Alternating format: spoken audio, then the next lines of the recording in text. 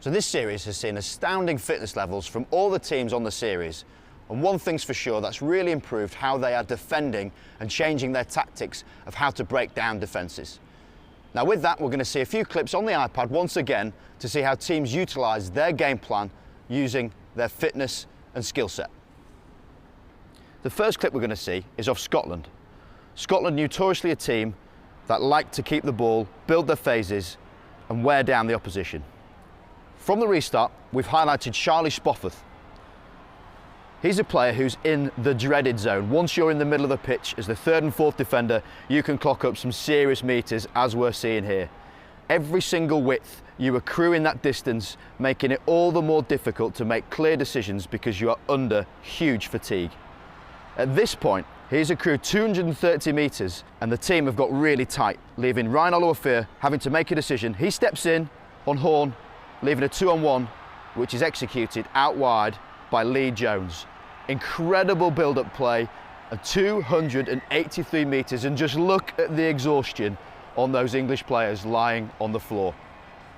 Now what that's really about is the game plan Scotland had going into that game, knowing they have to be so accurate in their passing and their decision making at the breakdown, which clearly they were. 20 passes on the money, as well as winning each of their 24 breakdowns in their whole game.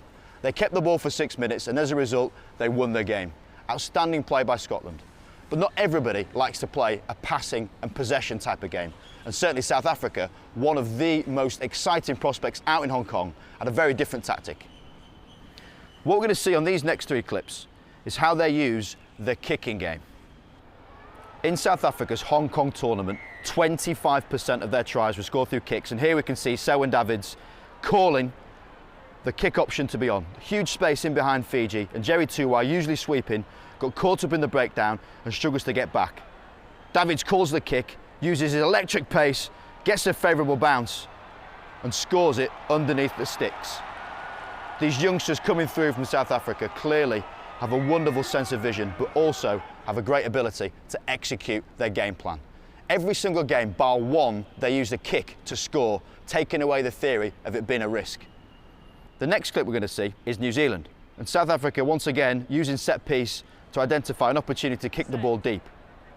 It all comes back down to the scrum where Rocky Khan, the halfback, has a little bite, goes too far, and then usually tracking back to cover off any type of depth, spots Selwyn Davids eyeing up his outside man, and du Plessis backs his pace against Rayasi.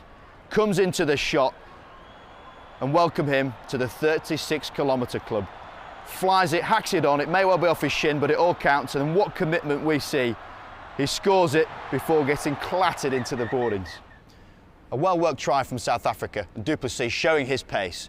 The next clip is a slightly different variant with a kick pass.